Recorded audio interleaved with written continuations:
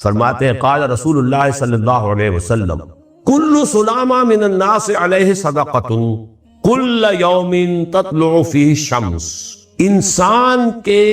انسانوں کے ہر جوڑ پر ایک صدقہ واجب ہے، ہر روز جو طلوع ہوتا ہے تو ہر جوڑ کا صدقہ۔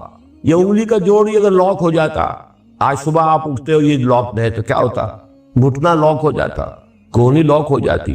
صبح کو انسان اٹھے کہ میں بھلا چنگا ہوں، کل یوم تطلع فی الشمس، ہر دن جس میں کہ سورج جو ہے طلوع ہوتا ہے اس میں ہر جوڑ پر ایک صدقہ واجب۔ اس کو شیخ سعدی نے بہت عمدگی سے کہا ہے، ہر سانس جب انسان کے اندر جاتا ہے موجب تقویت ہوتا ہے، آکسیجن گئی قوت ملی، اسی کو برن کریں گے انرجی ملے گی۔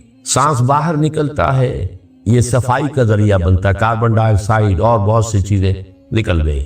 بس بر ہر نفس 2 شکر واجب، بس ہر سانس پر 2 مرتبہ شکر کرنا چاہیے۔ ہر سانس اندر گیا موجب تقویت، باہر بنا موجب تنقیح، لہذا پس بر ہر نفس 2 شکر واجب۔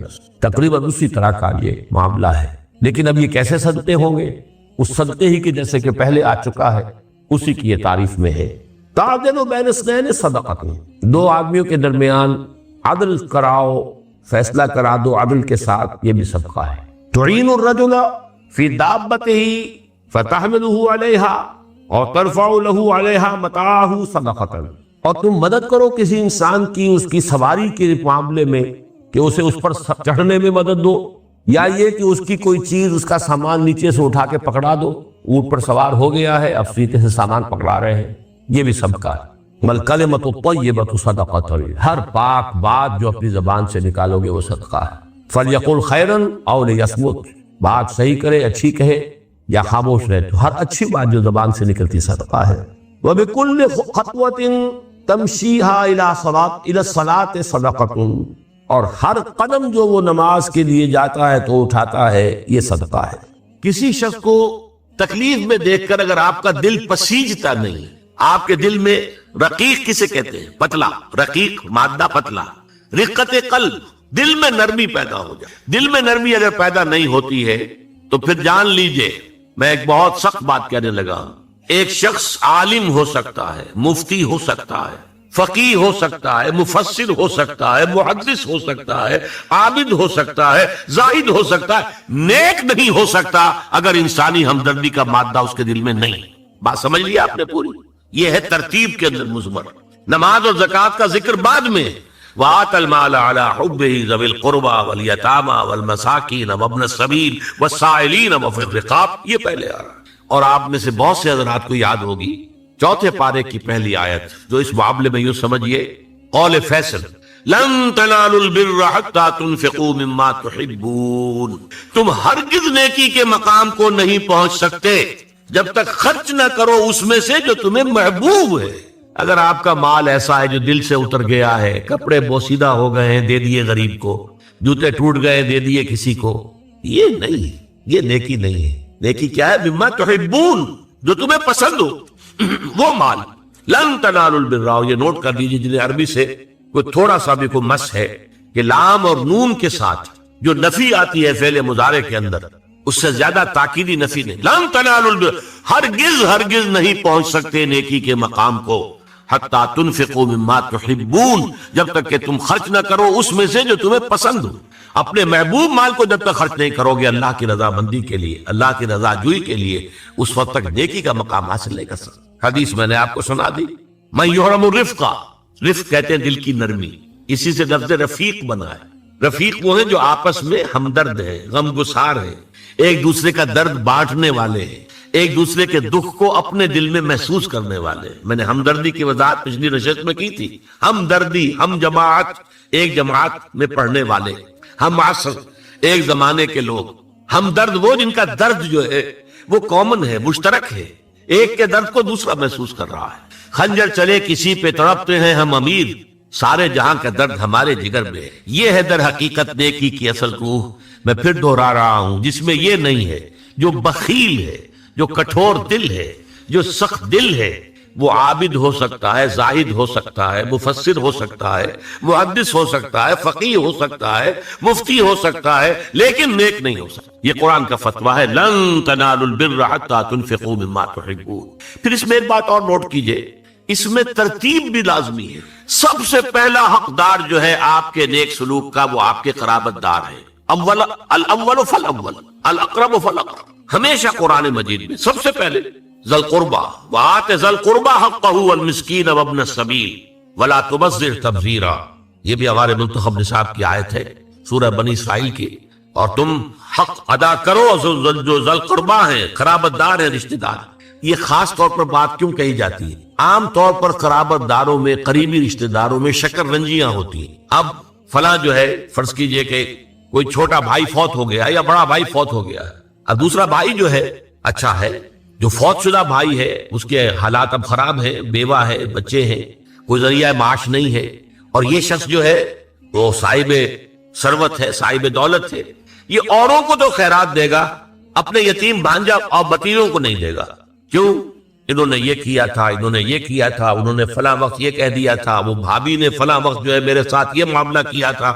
اس حوالے سے شکر رنجیوں کی وجہ سے ان کو چھوڑ کر دور دراز جا کر ریوڑیاں بانٹی جائیں گی، لیکن جو اصل حقدار ہیں ان کو چھوڑ دیا جائے۔ اس کا تجزیہ کیجئے، اس کا مطلب ہے یہ اللہ کے لیے نہیں دیا جا رہا۔ اگر اللہ کا جذبہ ہو اللہ کو راضی کرنا، تو پھر تو دیکھو کہ اللہ نے سب سے پہلا حقدار کس کو بنایا، پھر تو دیکھنا ہوگا ترتیب اللہ کی۔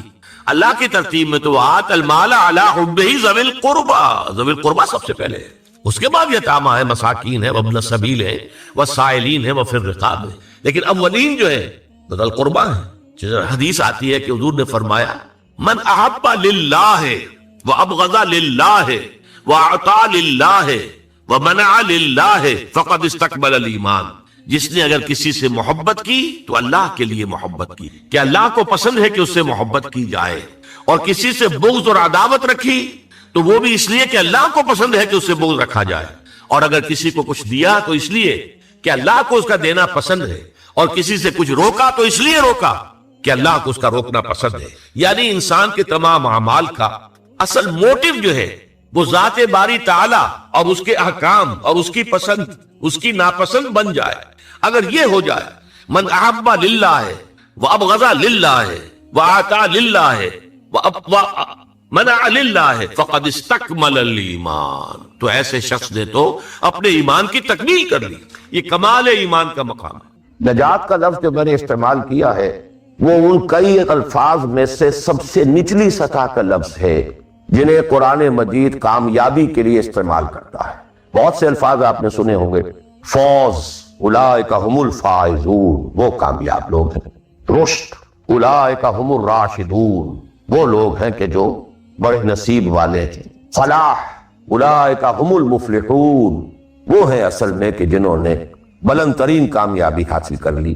سعادت فاما الذین سعدوا، ان میں سب سے نیچے کا لفظ ہے نجات، نجات سے اوپر ہے فوز، فوز سے اوپر ہے فلاح، یہ اس کی ہائر ڈگریز ہے۔ جیسے کامیابی امتحانات میں ایک محض پاس ہو جانا ہے اور ایک اس میں اے گریڈز لے کر آنا ہے، یہ ہمارے ہاں وہ ڈویژن شمار ہوتے ہیں، فرسٹ ڈویژن ہے، سیکنڈ ڈویژن ہے، تو یہ کئی اصطلاحات ہیں، فوز، فلاح، رشد، سعادت، سب سے کم سب سے نیچے، سب سے کم نجات۔ وَمَالِي أَدْعُوكُمْ إِلَى النَّجَاةِ وَتَدْعُونَنِي إِلَى النَّارِ، تو کم سے کم جو کامیابی کی شرائط اسلام میں ہیں آج ہمیں ان پر گفتگو کرنا۔ اللہ تعالی ہمیں اس سے اوپر بڑھنے کی توفیق دے، رشد اور فوز اور فلاح کی منزلوں سے ہم کنار فرمائے۔ لیکن ظاہر بات ہے کہ یہ تمام منزلیں بعد میں ہیں، پہلے کامیابی تو ہو۔ جہاں تک اس نجات کی راہ کا تعلق ہے، اس کے موضوع پر کیونکہ قرآن مجید کی جامع ترین سورت جو اس لیول پر گفتگو کرتی ہے اور جامع ترین ہے وہ سورۃ العصر ہے۔ والعصر ان الانسان لفی خسر الا الذین آمنوا وعملوا الصالحات وتواصوا بالحق وتواصوا بالصبر۔ ثابت ہوا یہ بیس لائن ہے، اس سے نیچے تو نجات ہی نہیں ہے، وہ تو خسران ہے، ناکامی ہے، یہ بیس لائن۔ اسی لیے میرا جو کتاب چاہے نجات کی راہ سورۃ العصر کی روشنی، the road to salvation in the light of سورۃ العصر، اردو میں بھی ہے، انگریزی میں بھی ہے۔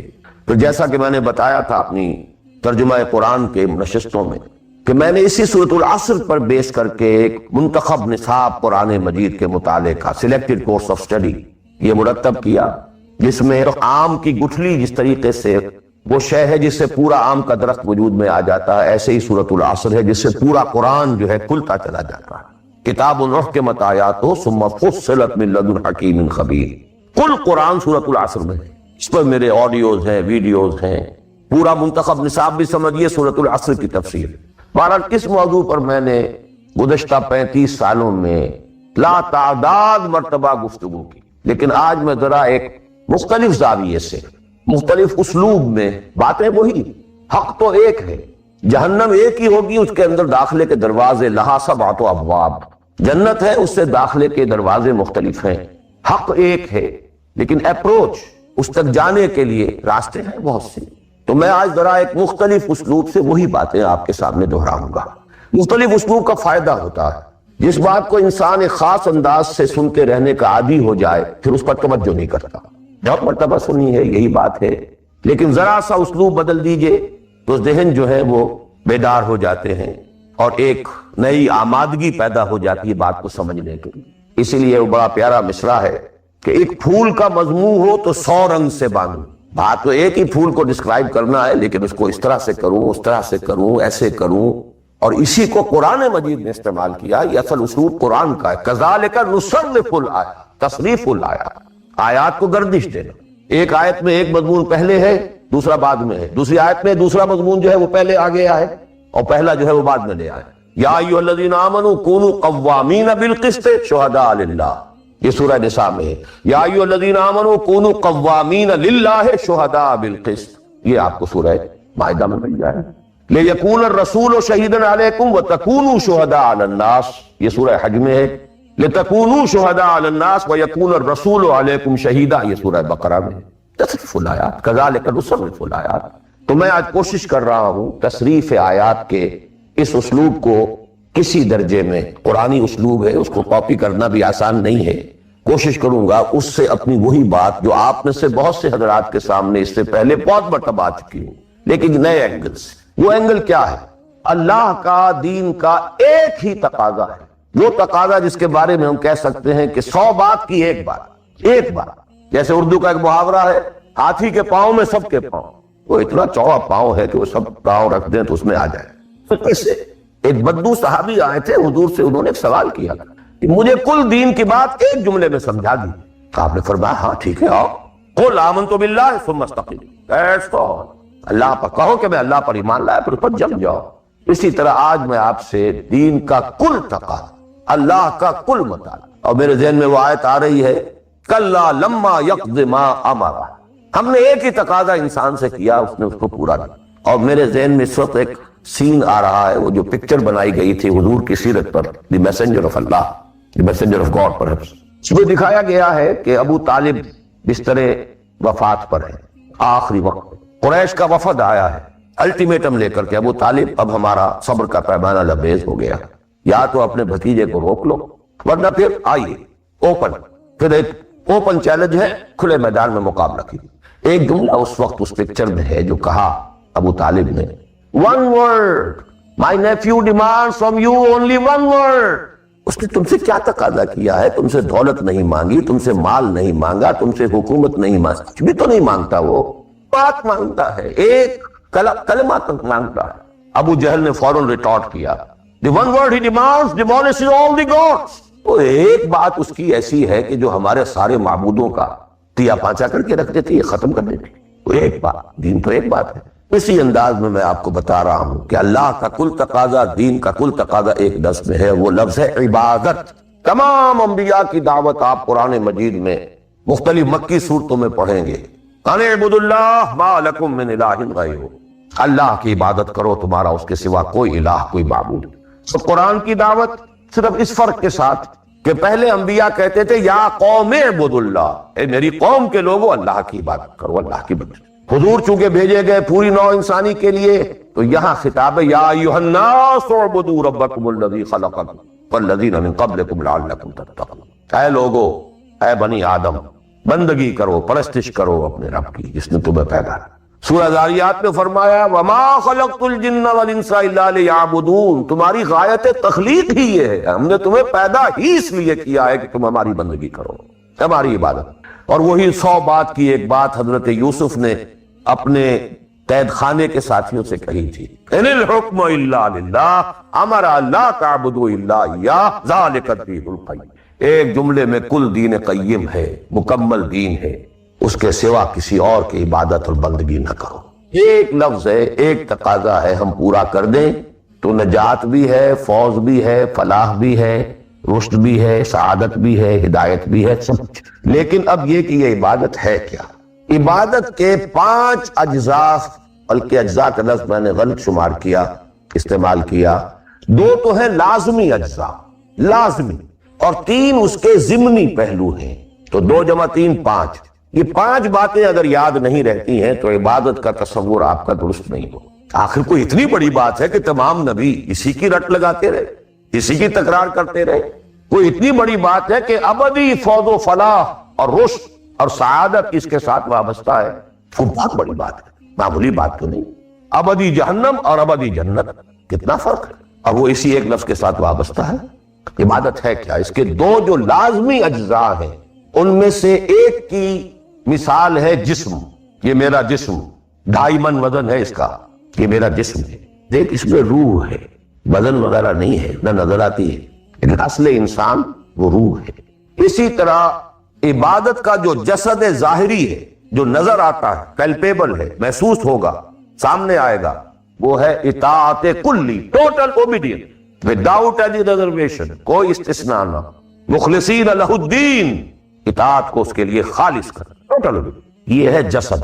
2.5 من جو ہے عبادت وہ یہ، اور اس کی روح کیا ہے؟ اللہ کی محبت۔ یہ اطاعت محبت جذبے سے سرشار ہوگا تب تو عبادت ہے، ورنہ اطاعت ہے صرف۔ اطاعت تو انسان حکمرانوں کی بھی کرنے پہ مجبور ہو جاتا ہے، ہم انگریزوں کی اطاعت کرتے تھے، آپ یہاں بہت سے ایسے قوانین کی اطاعت کرتے ہیں جو آپ کو پسند نہیں ہے، مجبوری ہے، آ گئے ہیں، رہ رہے ہیں، کیا کریں۔ لیکن جب آؤٹ آف لو، انٹینس لو، جب کسی کی ٹوٹل اوبیڈینس قبول کی جائے گی تو یہ عبادت۔ یہ 2 ہے اجزاء لازم۔ اس کو بڑی خوبصورتی سے امام ابن تیمیہ اور حافظ ابن قیم انہوں نے بیان کیا ہے۔ العبادت تجمع اصلین، غایت الحب مع غایت الذل والخضوع۔ 2 چیزیں جمع ہوتی ہیں تو عبادت پوری ہوتی، انتہا درجے کی محبت اور انتہا درجے کی عاجزی اور اطاعت اور سرفگندگی کسی کے سامنے۔ یہ دونوں چیزیں اطاعت کے لازمی اجزاء ہیں عبادت۔ اور ان دونوں کے بارے میں ایک بات اور نوٹ کیجئے، ان دونوں کے اعتبار سے اللہ اور اس کا رسول بریکٹڈ ہے، ساتھ جڑے ہوئے، اس لیے کہ اللہ کی اطاعت رسول کی اطاعت کے ذریعے، وما ارسلنا من رسول الا لیطاع باذن اللہ ومن یطع الرسول فقد اطاع اللہ۔ وہ ریپرزنٹیٹیو ہے، وہ نمائندہ ہے اللہ کا، لہذا اللہ کی اطاعت، اطیعوا اللہ واطیعوا الرسول، اطاعت میں یہ دونوں بریکٹڈ ہیں۔ یہی وجہ ہے کہ قانون اسلامی کی مستقل سورسز جو ہیں وہ یہی 2 ہیں، اللہ کی کتاب، اس کے رسول کی سنت۔ اسی طرح محبت میں بھی دونوں بریکٹڈ ہیں، اللہ کی محبت، اس کے رسول کی محبت۔ والذین آمنوا اشد، شدید ترین، اشد۔ ایمان کا لازمی تقاضا یہ ہے کہ شدید ترین محبت آپ کے دل میں اللہ سے۔ اور حضور نے فرمایا لا یؤمن احدکم حتی اکون احب الیہ من والدہ وولدہ والناس اجمعین۔ تم میں سے کوئی شخص مومن ہو ہی نہیں سکتا جب تک کہ میں اسے، اس کے باپ، اس کے بیٹے اور تمام انسانوں سے زیادہ محبوب نہ ہو جاؤں۔ اطاعت اور محبت میں دونوں بریکٹڈ ہیں، اللہ کی اطاعت، رسول کی اطاعت، اللہ کی محبت، رسول کی۔ بلکہ ایک نقطہ اور نوٹ کر لیجیے، نظری طور پر بالا تر اطاعت اللہ کی ہے اور بالا تر محبت اللہ کی ہے، اور دوسرے درجے میں اطاعت رسول کی ہے اور دوسرے درجے میں محبت رسول کی ہے۔ عملاً ایک ہے نظری چیز، ایک ہے عملاً اصلت اطاعت رسول کی ہے، اللہ کے اطاعت اس کے تابع ہے۔ کیوں؟ اللہ کا حکم بھی تو رسول نے دیا ہے، وہ بھی رسول کے منہ سے ہمیں اب تک پہنچا۔ بمصطفیٰ برسا خیش را کے دی ہماؤس، اگر بہو نہ رسی دی تمام بولا دی۔ تو اطاعت تو بن گئی رسول کی، اصل رسول ہی نے بتایا، اللہ کا یہ حکم آیا تو ہم مان رہے ہیں۔ اسی طرح بڑا پیارا مصرع ہے اقبال کا، از خدا محبوب تر گردد نبی، اللہ سے بھی کہیں زیادہ محبوب ہو جاتا ہے اللہ کا۔ اس کی وجہ بھی ہے، اللہ کا ہم کیا تصور کریں، اللہ کی فیلنگز کا ہمیں کیا اندازہ ہو سکتا ہے؟ کوئی فیلنگز ہے کیا ہے؟ رسول کو ہم ایک ہیومن بینگ کی حیثیت سے ویژولائز کر سکتے. رسول کو بھی چوٹ لگی تھی، دل پر چوٹ لگی تھی. رسول کے پاس بھی بیٹی آئی تھی، بڑی پیاری بیٹی، فاطمہ تو بضعۃ منی. ابا جان اب تو عام لوگوں کے ہاں بڑی فراوانی ہو. ذرا یہ دیکھیے میرے ہاتھوں پر گٹے پڑے ہوئے ہیں چکی پیسنے کے لیے، میرے کندھے کے اوپر نشان پڑ گئے ہیں، مشکیزے میں پانی بھر کر لاتی. مجھے بھی کوئی کنیز، کوئی غلام عنایت ہو جائے. پوری طرح ویژولائز کر سکتے ہیں کیا فیلنگ ہوگی محمد کی صلی اللہ علیہ وسلم. تو ہم ویژولائز کر سکتے ہیں نا کہ کیا کلیجہ اللہ نے دیا تھا کہ فرمایا بیٹی نہیں، یہ چیزیں ہمارے لیے نہیں، تمہیں میں اس سے بہتر چیز دیتا ہوں. 33 مرتبہ سبحان اللہ، 33 مرتبہ الحمدللہ، 33 مرتبہ اللہ اکبر نماز کے بعد کہہ لیا کرو. یہ کہیں زیادہ بڑی قیمتی شے. ہم محسوس کر سکتے ہیں کہ رسول کے دل پر کیا بیتی تھی جب حضرت حمزہ کی آزا بریدہ لاش سامنے آئی ہے کہ ناک کٹی ہوئی ہے، کان کٹے ہوئے، پیٹ چاک ہے، کلیجہ باہر نکلا ہوا، اسے چبایا. بڑے فیلنگز، اور کیا پہاڑ جیسا دل اللہ نے دیا. کیسے جبر کیا ہے، کیسے صبر کیا ہے. اگرچہ ایک وقت میں آ کر بات ظاہر ہو گئی جب مدینے میں واپس پہنچے ہیں اور انصار کے گھروں سے عورتوں کے بین کرنے کی، ماتم کرنے کی آوازیں آئیں، الفاظ نکل گئے اما حمزہ تو فلا بواکی لہو، ہائے حمزہ کے لیے تو کوئی رونے والی بھی نہیں. ہم مہاجر ہے یہاں، حمزہ کا کون رشتہ دار، کون عورتیں رشتہ دار ہیں جو اس کا ماتم کریں گی. ہاں مکے میں ہوتا حمزہ عبد المطلب کا بیٹا اور یہ حادثہ ہوا ہوتا تو پورے مکے میں کوہرام ہوتا. ایسے فیلنگز تھے، اس لیے از خدا محبوب تر کر. بہرحال یہ دو چیزیں میں نہیں چاہتا کہ بات زیادہ دور نکلے، کلیئر کٹ ہمیں آگے چلنا ہے. ایک تقاضا 100 بات کی ایک بات، عبادت کرو خالصتاً اللہ. عبادت کے 2 اجزاء لازم، اطاعت کلی، absolute obedience, total obedience, without any reservation, without any exception. کوئی استثناءات نہ ہو. زندگی کا ہر گوشہ، زندگی کا ہر پہلو، ظاہری ہو، باطنی ہو، داخلی ہو، خارجی ہو، انفرادی ہو، اجتماعی ہو، عائلی ہو، قومی ہو، سیاسی ہو، ہر اعتبار سے اللہ کی اطاعت. اور یہ اطاعت ہو اللہ کی محبت کے جذبے سے سرشار ہو کر، اور ان دونوں چیزوں میں اللہ کے ساتھ نظری طور پر، ثانوی طور پر، عملاً اولاً محبت رسول اور اطاعت رسول شامل. 3 چیزیں ضمنی ہیں، اور یہ ضمنی چیزیں ایکسکلوسیو اللہ کے لیے، خالص اللہ کے، یہ رسول کے لیے نہیں. نمبر 1 تعظیم کے کچھ مظاہر ہیں. سجدہ کرنا، قنوت، تعظیماً کسی کے سامنے کھڑے ہونا، ہاتھ باندھ کر، کندھے جھکا کر، یہ قنوت کہلاتا. کھڑے ہونا تعظیماً، جھکنا تعظیماً، جس میں رکوع بھی ہے سجدہ بھی ہے. مطلقاً حرام کسی کے لیے. یہ صرف یہ مینیفیسٹیشنز ہیں اس کی عبادت کا مظہر. فقوموا للہ قانتین، اللہ کے سامنے کھڑے رہا کرو، سجدہ کرو، یہ اللہ کے سوا کسی.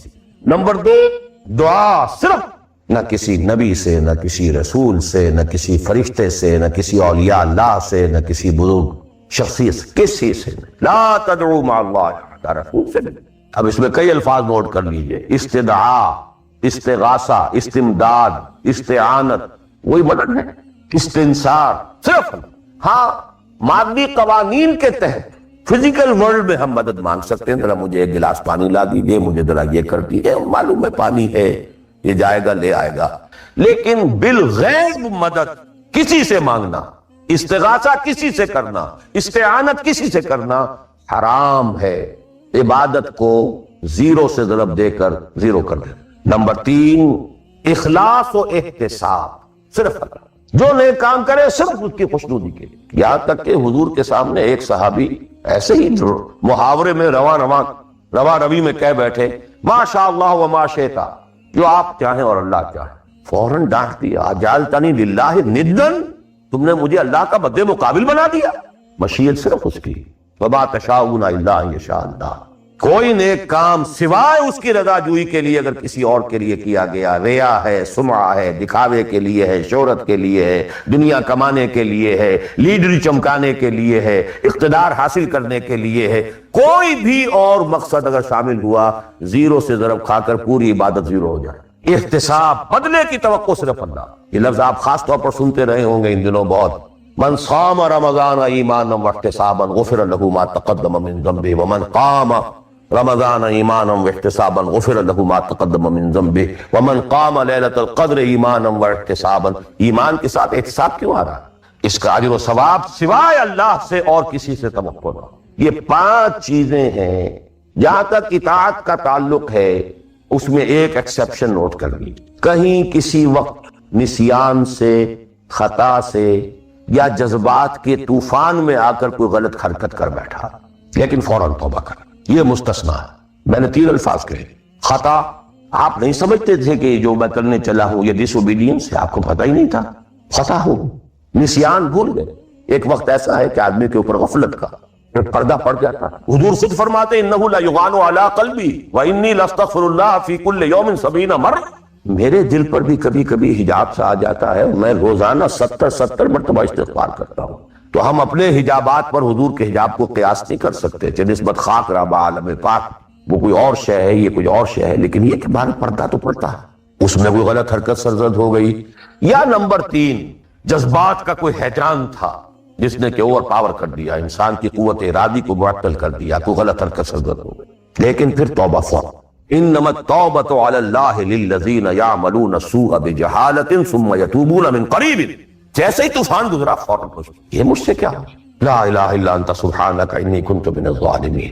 ربنا ظلمنا انفسنا وان لم تغفر لنا وترحمنا لنکونن من الخاسرین وان لم تغفر لی وترحمنی لاکونن من الخاسرین. اب یہ دعا ہے، گر گرا کر اللہ معاف کر دے. It will be written off, it will be expunged, محو کر دیا جائے. یکفر عنہ سیئات، ہی اس کے معنی یہی. ہاں اس کے برعکس اگر گناہ بھی جان بوجھ کر مستقلاً کرتے رہے، ایک باقی ساری 99% عبادت ہو رہی ہے، ایک حرام شے کو اپنے لیے حلال ٹھہرا لیا، شعوری طور پر، ارادی طور پر مداومت کے ساتھ اس کے اوپر ڈیرے جما لیے، وہ ایک گناہ جو ہے وہ پوری عبادت کو 0 سے ضرب دے کر 0 کر دے گا، اور خلود فی النار، آگ میں ہمیشہ رہنے کی وعید. بلا من کسب سیئۃ واحاطت بہ خطیئتہ فاولئک اصحاب النار هم فیہا خالدون. ان پوائنٹس کو اچھی طرح نوٹ کیجئے. خطا میں فرق ہے، گناہ میں فرق ہے. گناہ غیر شعوری طور پر ہو گیا، خطا سے ہو گیا، نسیان سے ہو گیا، وقتی طوفان جذبات کا، کسی ایسی محفل میں تھے، مجلس میں تھے، ہو گئے، غلطی ہو گئی، فوراً متنبہ ہو گئے فوراً. اور جیسے کہ آدمی، مجھے اچھی طرح یاد ہے ایک مرتبہ، اور میں بھولتا نہیں اس واقعے کو، میں میڈیکل کالج میں پڑھ رہا تھا تو ایک سائیکل پر جا رہا تھا کالج، اور سلپری تھی روڈ.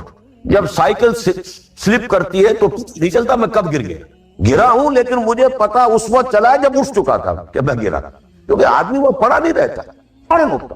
یہ جو ہے فوراً اٹھنا، ثم یتوبون من قریب، یہ بھی بعد میں معلوم ہوتا ہے کہ میں گرا تھا، جب تو اٹھ چکا ہوتا ہے، اتنا انسٹنٹینیس ہوتا.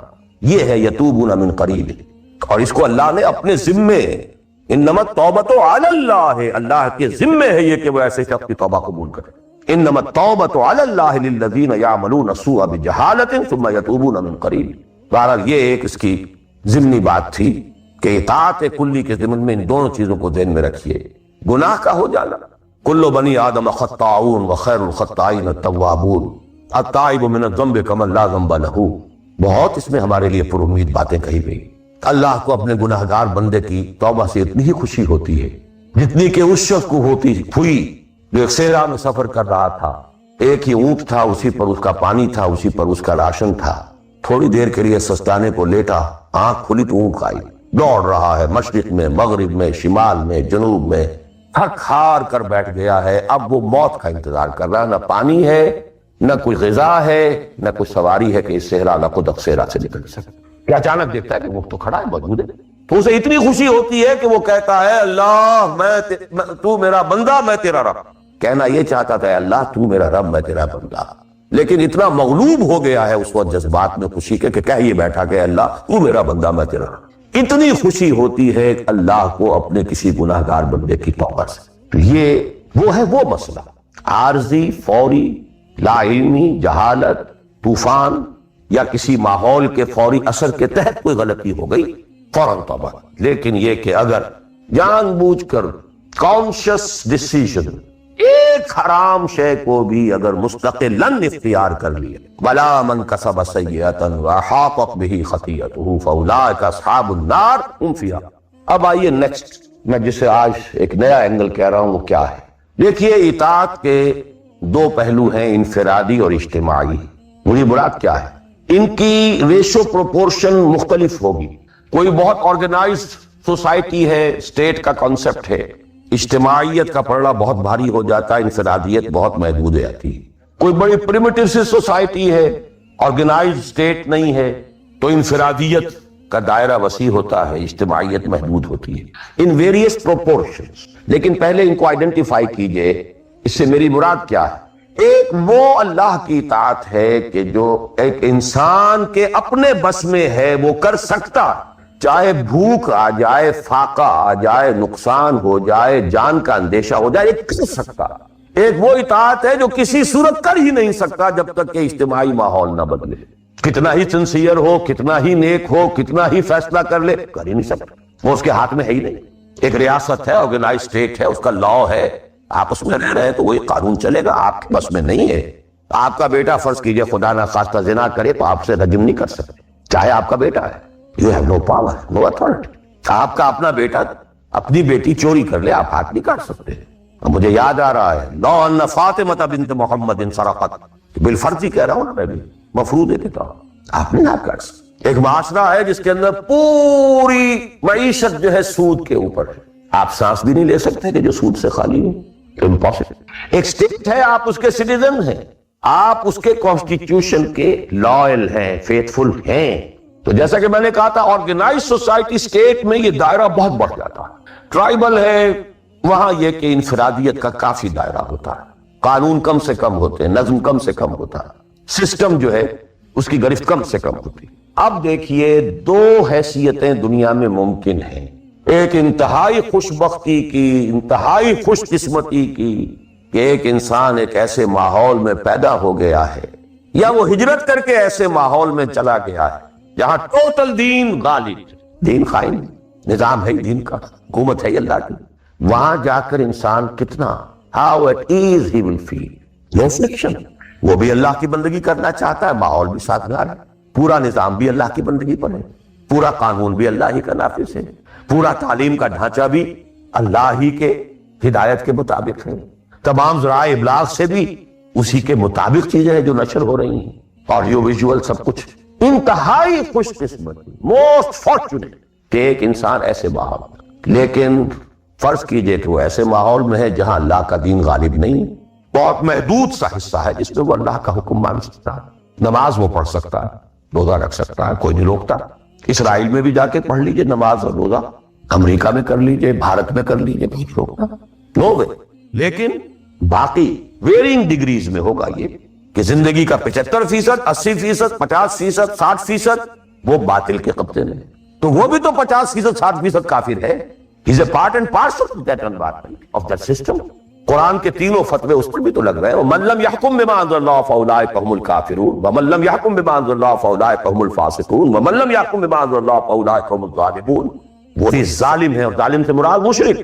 ان الشرک لظلم عظیم. وہی کافر ہے. بتوں سے تجھ کو امید ہے، خدا سے نو امیدی. مجھے بتا تو صحیح اور کافری کیا ہے؟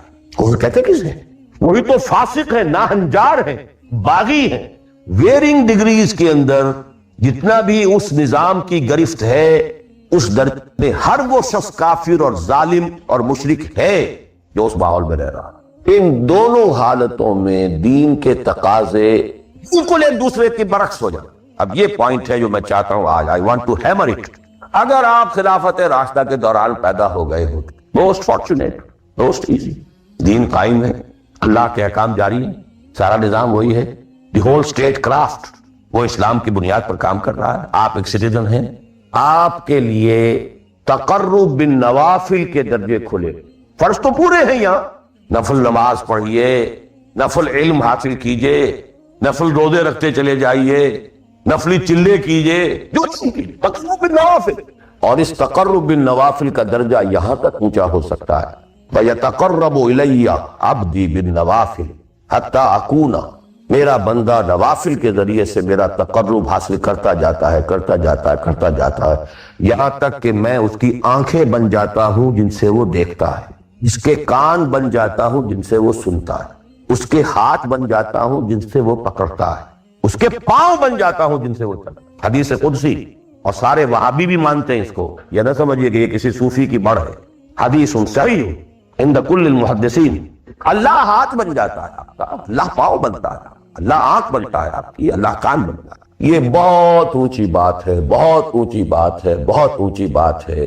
لیکن یہ تقرب بالنوافل کا درجہ کہاں آئے گا؟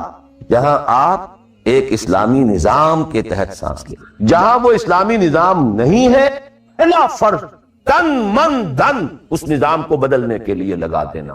اگر یہ نہیں ہے تو نماز نہیں ہے، منہ پر دے ماری جائے۔ میں جو کچھ کہہ رہا ہوں علی وجہ البصیرت کہہ رہا ہوں، میری پوری زندگی کے مطالعے کا نچوڑ ہے۔ نماز منہ پر دے ماری جائے، روزے منہ پر دے مارے، you reconcile yourself to that system جو میری بغاوت کے اوپر مبنی تھا۔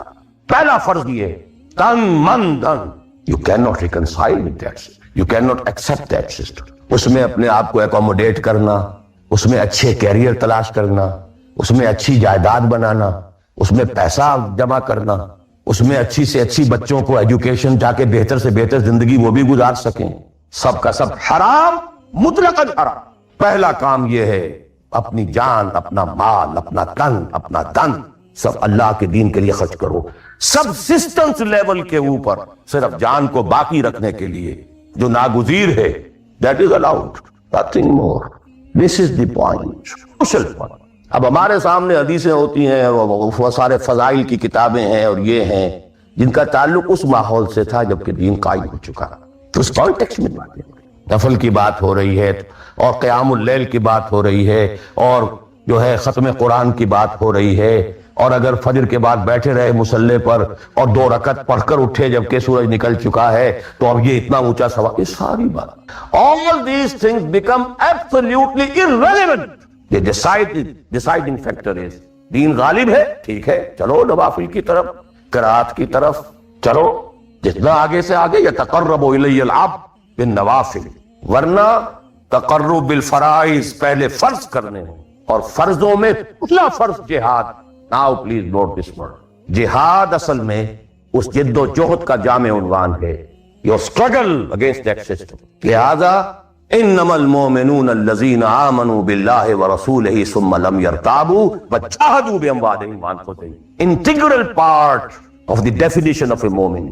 اگر زندگی اس سے خالی ہے، اتنی ہے جتنی ہو جائے نفل کے درجے میں، اصل وقت اصل دھارا بہ رہا ہے دنیا کی طرف، دنیا کے حصول کے لیے، جتنا پھیل سکیں، جتنا پھل سکیں، جتنا پھول سکیں، جتنی جڑیں گہری جما سکیں، جتنا کچھ اولاد کے لیے چھوڑ کر بڑھ سکیں، جتنا اولاد کو زیادہ سے زیادہ دنیا کی سہولتیں دینے حاصل کرنے کے قابل بنا کر جا سکیں، ساری تو توانائیاں اور ساری قوتیں اور ساری صلاحیتیں اور سارے اوقات تو کپے ہوئے اس میں، اچھا کوئی تھوڑا سا دین کا کام بھی، آخر دھوکہ تو اپنے آپ کو دینا ہی ہے نا۔ عصمت فروش عورتیں بھی تو کالے کپڑے پہن کے جلوس میں نکلتی ہیں تازیوں کے، اور سبیلیں لگاتی ہیں اور مسجدیں بناتی ہیں، have to deceive themselves۔ ڈاکو لوگ دیہات صفاق یتیموں اور بیواؤں کی سرپرستی کرتے تھے۔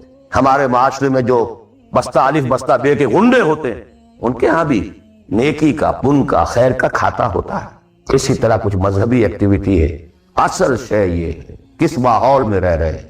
بہت خوش قسمت ہوتا میں اور آپ، پھر آپ اچھے سے اچھا پہنتے، کوئی اعتراض نہیں، اچھے سے اچھا کھاتے۔ قل من حرم زینت اللہ التی اخرج لعبادہ والطیبات من الرزق۔ خلافت راشدہ میں آپ رہ رہے ہیں، آپ حلال ذریعے سے کما رہے ہیں، بہت اچھا کھائیے، بہت اچھا پہنیے، بلکہ اللہ چاہتا ہے کہ اس کی نعمت جو اس نے تمہیں دی ہے وہ تم پر ظاہر ہو، لیکن پلیز نوٹ دی کانٹیکسٹ، دین مغلوب ہو اور آپ اچھا پہننے اور اچھے کھانے کی فکر میں ہو۔ مجھے جملہ یاد آ رہا ہے حضرت ابو بکر کا رضی اللہ تعالی عنہ۔ تھوڑا سا مسئلہ ہوا تھا کہ لوگوں نے کہا کہ زکوٰۃ ہم دیں گے لیکن زکوٰۃ ریاست کو نہیں دیں گے، اپنے طور پر خرچ کریں۔ حضرت ابو بکر نے فیصلہ کیا ان کے خلاف جنگ کا۔ حضرت عمر جیسی شخصیت بھی مشورہ دے رہی ہے کہ دیکھیں نہیں، 2 فرنٹ پہلے ہم نے کھولے ہوئے ہیں۔ جیش اسامہ کو بھی آپ نے روکا نہیں، جائے حضور نے تیار کیا تھا۔ پھر جو مرتدی ہو گئے، کسی اور کو نبی مان لیا، ان کے خلاف تو جنگ کرنی ہی کرنی ہے، لیکن یہ تو صرف نماز بھی پڑھ رہے ہیں اور یہ زکوٰۃ کا بھی انکار نہیں کر رہے، صرف ہمیں نہیں دے رہے ہیں، تو ان کے ساتھ ذرا مصلحت کا تقاضا یہ ہے کہ نرمی کی جائے۔ بڑے پیارے الفاظ تھے، ایبدل الدین وانا حی، کیا دین میں تغیر کیا جائے گا جبکہ ابھی میں زندہ ہوں؟ خدا کی قسم اگر یہ حضور کے زمانے میں زکوٰۃ کے اونٹوں کے ساتھ ان کے باندھنے والی رسی بھی دیتے تھے، اور اب اگر یہ کہیں گے کہ اونٹ لے جاؤ رسی نہیں دیں گے، تب بھی میں قتال کروں گا، اور خدا کی قسم کوئی میرا ساتھ نہیں دے گا تو میں اکیلا جاؤں۔ اور اے عمر تمہیں کیا ہو گیا؟ تم جاہلیت میں تو بڑے سخت، اسلام آ کر تم نرم ہو گئے، یہ ڈانٹ ابو بکر پلا رہے ہیں عمر کو رضی اللہ تعالیٰ عنہ. اچھی طرح جان لیجئے، میں نہیں کہہ سکتا کہ میں کس طریقے سے اس کو بیان کیسے ٹھوک ٹھوک کر آپ کے ذہنوں میں اتارا. یہ ہے اصل شے. دین کا سارا سٹرکچر ہی بالکل ریورس ہو جاتا. The whole value structure absolutely changes. دین غالب ہے تو وہ ساری باتیں ہیں جو ہم نے خوب یاد کی ہوئی ہیں. آخر حقوق والدین بھی تو ہے نا، آخر بچوں کے حقوق بھی تو ہے نا. یہ حقوق والدین جو ہے ان مہاجرین کو یاد نہیں آئے جو اپنے ماں باپ کو چھوڑ کر مدینے پہنچ گئے تھے. اولاد کے حقوق انہیں یاد نہیں آئے، بیویوں کے حقوق یاد نہیں آئے. وہ تو فینیٹسٹ تھے نا، پاگل تھے. مدینے کے منافقین نے انہیں سفہاء کہا تھا، بے وقوف لوگ ہیں یہ. انؤمن کما آمن السفہاء، these fools, these fanatics. یہ ساری حدیثیں آپ کو یاد ہیں. اسلام غالب ہے تو مسئلہ کچھ اور.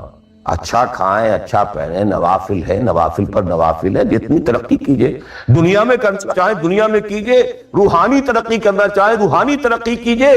سارے میدان کھلے. علم میں، پروفیشن میں، کسی خاص فن میں ترقی کرنا چاہے کیجئے. دین غالب نہیں ہے اور آپ خود 50%، 60%، 70%، 90% کافر ہیں، اس لیے کہ اس ماحول کا جز ہے اس میں کفر کا نظام. تو پہلا کام تو اپنے آپ کو اس کفر سے نجات دلانا ہوگا. پھر نماز بھی اسی کے لیے ہے. وَاسْتَعِینُوا بِالصَّبْرِ وَالصَّلَاةِ. مدد حاصل کرو نماز سے. کس کام کے لیے مدد حاصل کرو؟ The mission to make the deen of Allah supreme. ان اقیموا الدین. نماز اس کے لیے سبسروینٹ ہے، اس کے لیے مدد ہے. روزہ اسی کے لیے جنگ کرنے کی صلاحیت پیدا کرنے کے لیے ہے. اس لیے 23ویں رکوع میں سورہ بقرہ کے روزے اور رمضان کے احکام ہے. 24ویں رکوع میں قتال شروع ہوگی. قاتلوا فی سبیل اللہ الذین یقاتلونکم. اور عرب جو ہیں وہ روزہ رکھواتے ہی صرف گھوڑوں کو تھے، خود تو رکھتے ہی نہیں تھے، کیونکہ گھوڑے کو استعمال کرتے تھے لوٹ مار میں، غارت گری میں، جنگوں میں.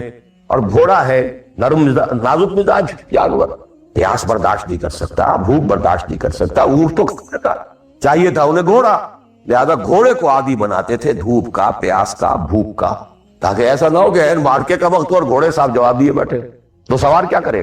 تو ساما یسومو عربی زبان میں گھوڑے کے لیے تھا، انسانوں کے لیے تھا ہی نہیں. یہ تو مدینے میں آنے کے بعد پھر حضور نے یہودیوں کو دیکھا کہ روزہ رکھتے ہیں تو آپ نے بھی مسلمانوں سے کہا عاشورہ کا روزہ ہے وغیرہ وغیرہ. چھوڑ دیجئے اس بات کو، لمبی ہو جائے گی. یہ ساری چیزیں اصل میں ہے اس مقصد کے لیے. اب دیکھیے کہ اب پریکٹیکلی ہم آتے ہیں مسئلے کے اوپر. آئی ہو میں اس سے زیادہ میں کہہ نہیں سکتا. میرے لیے ممکن نہیں ہے کہ میں اپنے احساسات کو جیسے کہ میرے ہیں آپ تک منتقل. میں جانتا ہوں ایسے لوگوں کو جو 30 برس سے مجھے سن رہے ہیں اور یہ ساری باتیں سن رہے ہیں اور ٹس سے بس نہیں ہوتے. زمیں جنبت نہ جنبت گل محمد، ان کا وہی کانسیپٹ ہے. اس لیے کہ یہ کانسیپٹ 1400 برس میں جا کر کمل. 30 برس تھے خلافت راشدہ کے، اس کے بعد ڈاؤن فال، کانسیپٹ سٹارٹڈ چینجنگ. دین مذہب بنتا چلا گیا، سارا ایمفیسس نماز، روزے، حج و عبادت پر ہو گیا. دین کا تصور ہی ختم. اور پھر ہم میں سے جو لوگ غلام رہے وہ تو اتنے فوکر ہو گئے کہ ملا کو